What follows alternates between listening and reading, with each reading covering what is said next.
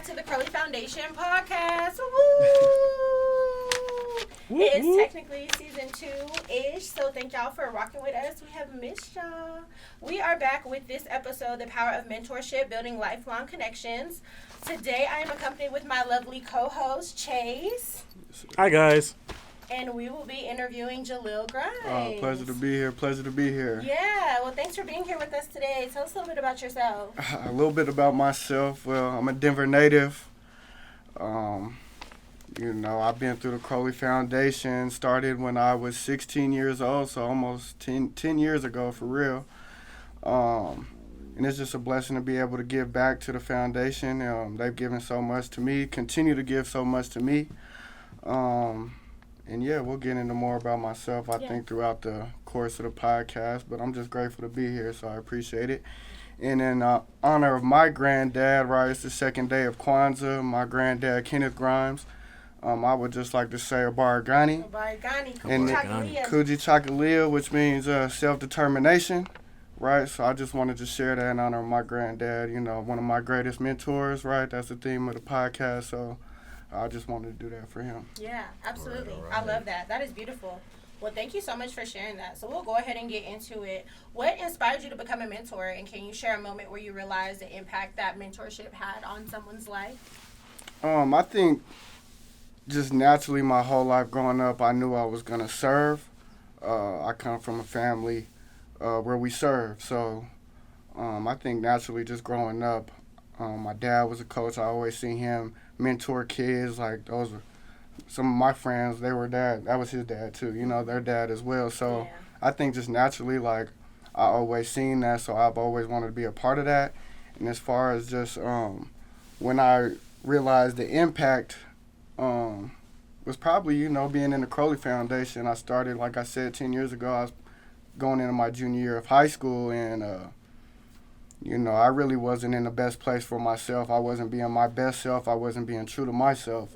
And going on that leadership summit to see Boulder, that first one, right, I really seen the impact of mentorship, and that really helped me develop to where I am now, so definitely. Yeah, absolutely. And just talking about a little bit about where you are now, like I know you've done like some coaching and things like that. Like how have you seen the power of your mentorship on other youth?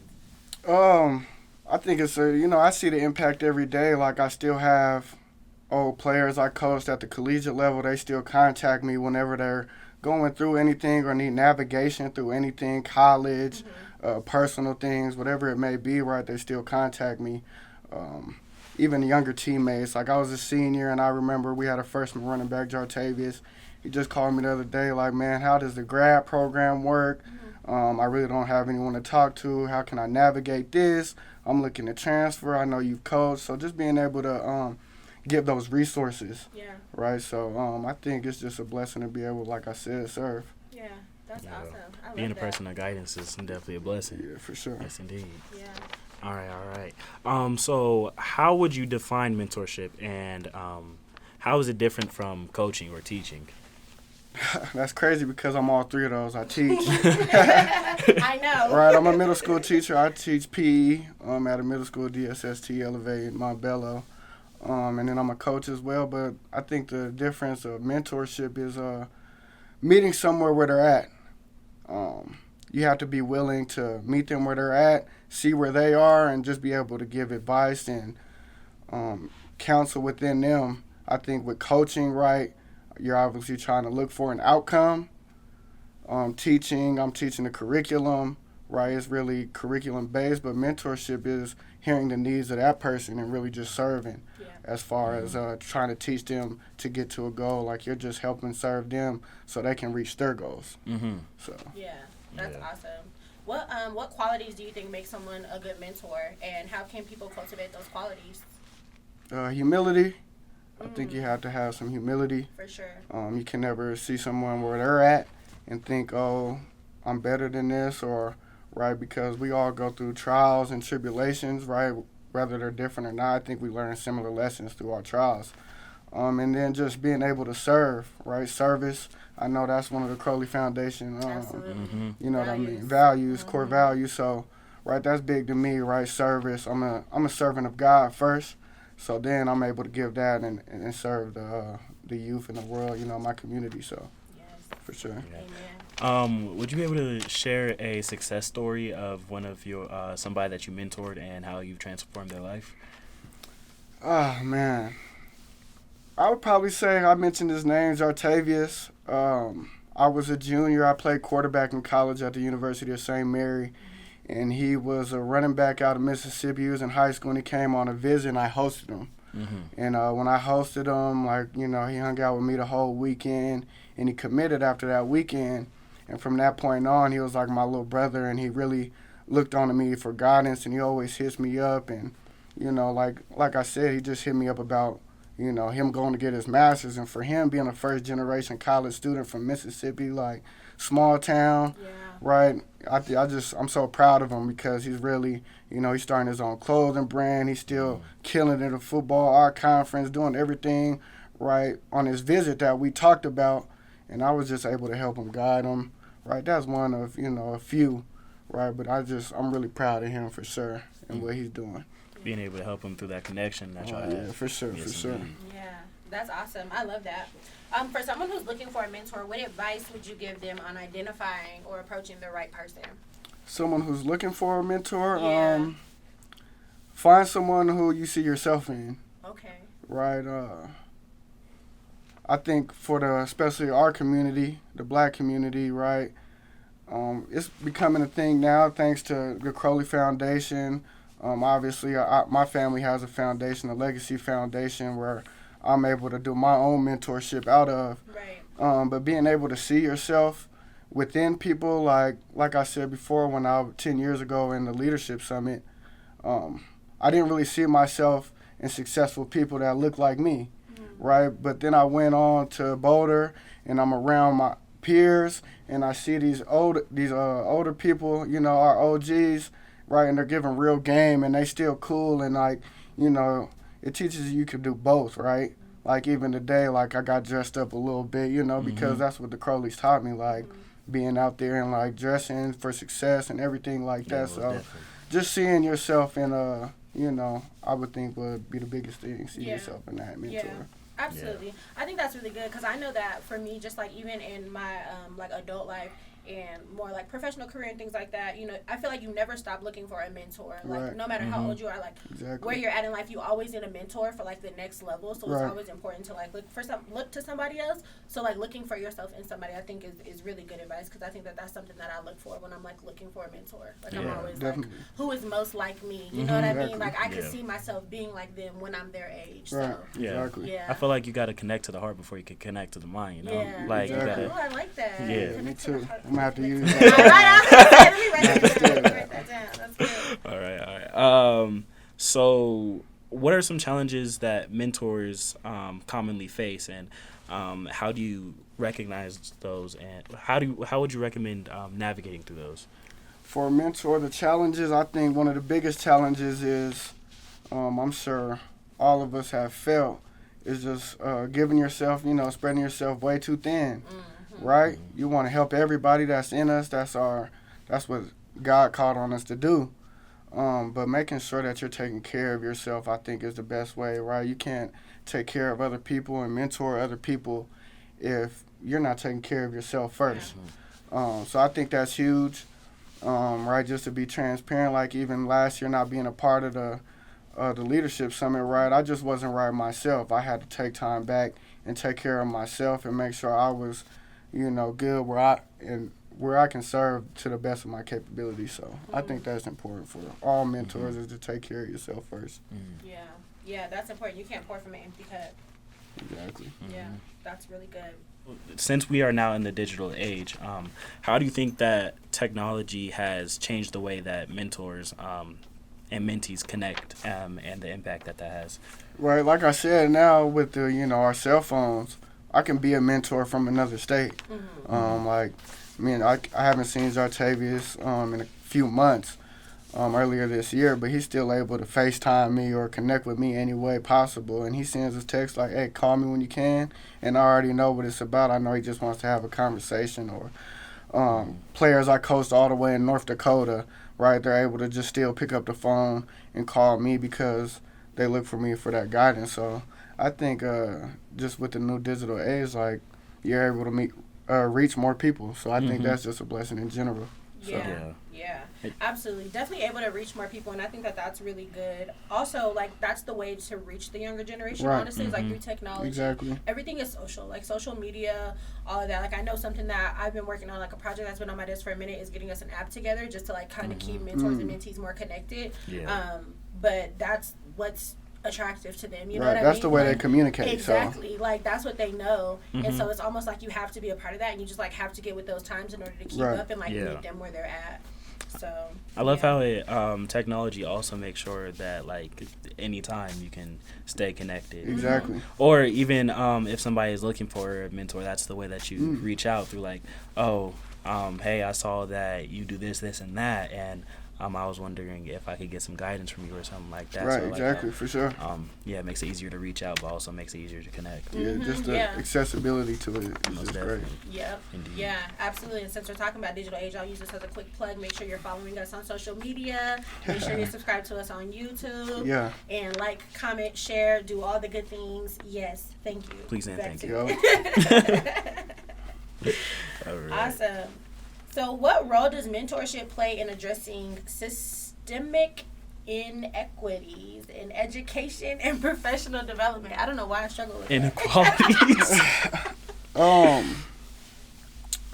Right, being a teacher, being in it's not equalities, it's inequities. Yeah, inequities. You know what? Now we have to cut this out. I'm sorry. Like, I can't read. Like, it is inequities. There's no L? Okay. But just the inequities that I've seen as a teacher in the school system, right? I think just mentorship. I have a couple of kids that I meet outside of school just as a mentor on behalf of my nonprofit. And just being able to connect with them in a different way, right? They're able to separate, okay, this is my teacher, to now this is my mentor. Like, this is somebody I know a little bit more personal, right? A lot more personal. And I think just being able to tell them the real, right? There's certain things in the school I can't tell a young black sixth grader, right? Mm-hmm. But when I'm mentoring him, I can tell him the real, right? Because he's old enough, right? Not even if he's going to fully comprehend it, right? As he grows older, he's going to understand, okay, now I'm starting to see, now I have to see how I have to advocate for myself. And I have to be the one that pushes myself, like we talked about with the word of the day, Kuji Chakalia,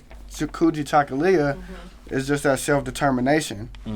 So I think just being able to connect outside of the school and being able to tell them what's real, like those challenges they're going to face in the real world, in school, in the business world, right? You already have some strikes against you, so you got to really go get it. Like, you had to be a strong man, a strong woman, and you had to be able to go get it. So I gotta ask, what exactly is inequities? Inequity, so like equity is how well things are dispersed between everybody, right? So if you need, right, equality is if she's loaded with money, I got a little bit of money, and you got some money, and we had $100 or what's $30, right? Yeah, 10. Yeah. That's equality, right? She already got a lot of money, I got a little, right? So the equity would be to just give it all to you because we don't need it, right? So that's equity, right? Okay. Distributing things, right, where they need to go, like, you know, not just equality. Nice. So. Okay. Yeah, absolutely. Yeah, I'm glad you learned something today. Yeah. But like, I definitely see how that like ties in because absolutely does.